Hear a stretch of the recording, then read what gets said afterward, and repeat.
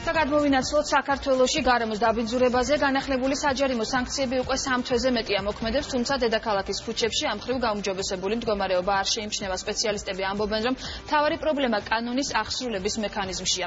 ჩვენი ჟურნალისტი თათია ჩაფიჩაძე არ ყვევდა, რატომ არ კონტროლდება ის სისტემა, რისთვისაც პარლამენტმა ახალი რეგულაციები დააწესა.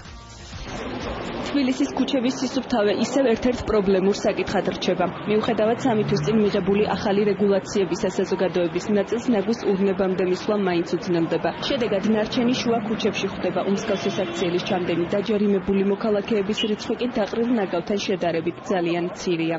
პარლამენტის გარემოს დაცვისა და ბუნებრივი რესურსების კომიტეტის წევრი გოგა ხაჩიძე კანონის შეუსრულებლობის მიზეზად არაეფექტურ აღსრულების მექანიზმს და არასაკმარის ფინანსებს ასახელებს. ამას სჭირდება საკმაოდ დიდი ბიუჯეტი, ალბათ ყველაფერი იქიდან უნდა დაიწყოს, რომ ზოგადად ნაგავსაყრელები უნდა მოწესრიგდეს, მთელი თქვათ ინფრასტრუქტურა შეიქმნას ამისთვის, სპეციალური ტექნიკა, შემდეგ ადამიანური რესურსი და გააზრებული იყოს ადმინისტრირება, როგორ უნდა მოხდეს ქალაქში, სოფლად, რაიონში, როგორ ხდება ადმინისტრირება. თუ ამას აქვს ფრაგმენტული სახე, კიდევ ერთხელ ვიმეორებ, რომ ვიღაცას წააწყდი და დააჯარიმე და სავაგეოდ ზოგადი ფონი გაქვს სუდი, ეს უკვე ქმნის კორუფციულ რისკებს და თავიდანვე უკვე ეტყობოდა ამ კანონს, რომ ეს ხომ მკვდრაჩობილია. ნარჩენების მართვის შესახებ მიღებულ კანონს დადებითად აფასებენ ეკოლოგები, თუმცა ლაშა ჩხარტიშვილი მიიჩნევს, რომ მისი უკეთ განხორციელებისთვის უმჯობესი იქნებოდა ჯარიმების ოდენობა დაწესებულთან შედარებით ნაკლები და ჯარიმების მექანიზმი კი უფრო მოქნილი ყოფილიყო. ვფიქრობ, რომ ჯობია ჯარიმა იყოს შედარებით ნაკლები, არამიზერული, მაგრამ საგრძნობი, მაგრამ შედარებით ნაკლები და უფრო ხშირად გამოიყენებოდეს, ვიდრე ის იყოს მაღალი, ისეთი რომლის გადახდა და რომლის დაკისრება შეიძლება მოერიდოს იგივე პატრულ ინსპექტორს, ან გარემოს დაცვის ინსპექციის წარმომადგენელს, ან სხვა პასუხისმგებლობ პირს.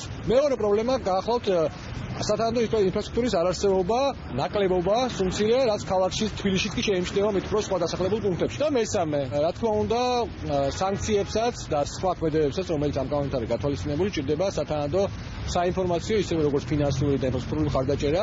არასაკმარისი კონტეინერების თემა ნაცნობია თბილსერვისისთვის საქმიან დილასთან საუბრისას იურიდიული სამსახურის უფროსმა დავით ჩანქსელიანმა განაცხადა, რომ ეს დეფიციტი დედაქალაქის მასშტაბით ივნისის ბოლომდე ამოივსება, რისთვისაც 2500 ცალი 1100 ლიტრიანი და 800 ცალი 240 ליტრიანი კონტეინერის შეძენა იგეგმება. ძველის ჩანაცვლებასთან ერთად სისუფთავის დაცვის მიზნით ურნები იმ ადგილებშიც დამონტაჟდება, სადაც ამ ეტაპისთვის არ არსებობს.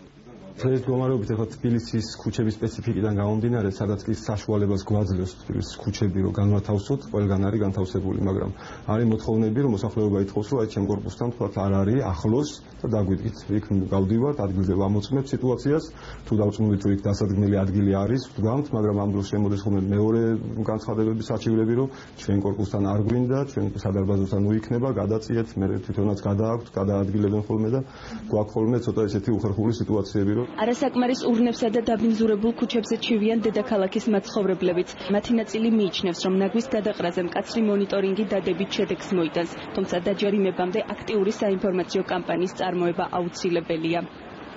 სულ განაგვიან და ყველაფერი და კეცყრიან, ადრე არ იყო ასე. ძალიან მოუწოდებ რომ დააჯარიმოთ. როდესაც სადამშრომლო ღონისძიებების არსის შესახებ ინფორმაცია ექნებათ, სავარაუდოდ უფრო იკლებს იმ პროცენტის, ვთქვათ, ზრდა აღარ მოხდება, ვინც უკვე ჩაიდინა ეს დანაშაული.